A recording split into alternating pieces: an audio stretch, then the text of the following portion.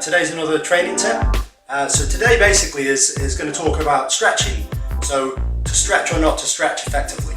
Now I know for a fact, because I see a lot of patients, that a lot of people think stretching is really key, and would always stretch, sometimes before, sometimes after. And in reality, is that correct? What does the evidence support with this kind of stuff? Well, interestingly, considering that people are doing so much stretching and think that that's helping to prevent injury, the research doesn't quite support that. In reality, the research actually supports nothing along that line at all. It says that in reality, stretching itself has pretty much zero effect on injury prevention. So you think, well, hang on, if I'm doing it for that, I'm doing it wrong. I shouldn't need to do it. The other issue is that there are, some things which could potentially weigh up into a negative side. So obviously, if you stretch before thinking it's a warm-up, first of all, stretching isn't a warm-up. Stretching is its own entity, its own exercise, and therefore you're doing it for a specific reason, and it doesn't warm you up. You may think you're getting more pliability because you sort of are, because you're getting some relaxation of the tone of muscle. But if you think about it, if you're doing it in preparation for sport and you're relaxing the muscle with a static stretch, well, that's not really preparing it for activity. It's a bit like sending it to sleep and then suddenly going, come on then, let's go. And of course, that means that you're not going to get the most out of the activity, and possibly maybe risking injury. Now, there's no evidence to support that it does increase injury risk, but you could weigh it up that way. Now, there is a little bit of a get out of jail free card for this, because effectively the stretching, the static stretching, where you hold the stretch on, what they found in the research is that if you hold that stretch for 45 seconds, right? Now, obviously not that many people do that, but I have seen patients do that. Well, that really makes the muscle go to sleep. And you find that actually on doing studies on this, they measure the force of the muscle afterwards, and it reduces in power by between, I think it's about 3 to 6% reduction in power. So, at the end of the day, I know that doesn't sound massive, but if you're about to do something pretty hefty and pretty heavy, close to your maximum what you can do, and you've lost some power, then obviously you're not going to perform very well, that's a certainty.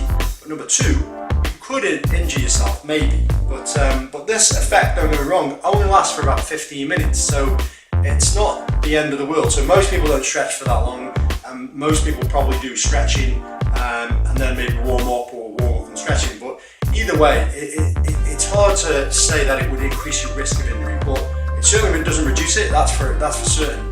Strengthening, however, even though we're not talking about this today, strengthening does actually have an effect on injury risk, far better than anything else. So if you look at research on strengthening, they find that it lowers injury risk in sporting context by 68% in some research, in cumulative injury by 50%. If you look at various areas of your body, so if you tear your hamstrings, you are 33% more likely to re-tear it in the future. However, doing Nordic hamstrings, eccentric Nordic hamstring curls, which effectively is a strengthening exercise but eccentrically, lowers the risk of re-injury by 85%. So it shows you the strengthening side is much better for injury prevention than stretching. The other side of the coin is, does everyone need to stretch? So what I would do is with a patient is screen them. So if I get them in for a session and I see they have deficiencies in flexibility based on the sport they do, so that doesn't mean, there's a book here which says here are the norms, because there's no such thing as an average norm, So if their sport involves the need for more flexibility and they haven't got that, then they need to target that as a training mechanism. And if they are, plenty flexible for what they need to do, then they probably don't need to go there, or they might just need to do a very minimal amount to maintain it. However, if you're like me, who's innately, naturally, genetically very flexible, as you can see by doing things like this, then stretching is not necessarily a good idea. Now, for me, I wouldn't stretch, but I don't do anything that requires a lot of flexibility, but I've also got probably too much anyway. So yeah, if I was a dancer or a gymnast or something like that, then I may be deficient in some areas and might need to target that. But it's not blindly targeting flexibility. Obviously I need to control that flexibility and I need strength with that flexibility, otherwise it's wildly out of control. And research shows that if you're too flexible, you're more likely to get arthritis as you get older, earlier. And obviously the other thing is, if you think about like a runner, if your calf and Achilles is very, very flexible and you run forwards as your weight goes over your ankle, well, the whole point is efficiency. So if you're going to run a marathon, you don't want to be using too much energy on every stride by contracting your calf to propel forwards. So if your Achilles and calf are really flexible, as you go forward, you don't get any stretch until really far into the range. So the storage of elastic energy as your momentum comes off your foot and it springs off is going to be smaller than if someone has the right amount of tension within that structure. As they move forwards, they tighten up, and then as the weight goes off the foot, pdoing, and the calf doesn't have to do anything.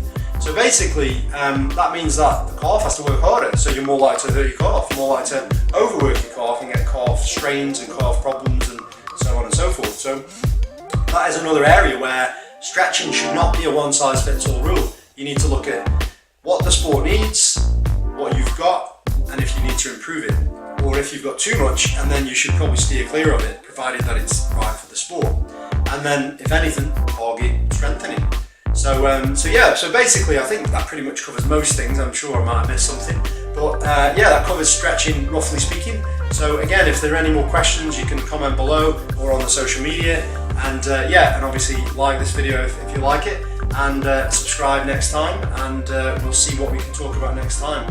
So yeah, I'll see you next time, and thanks for listening.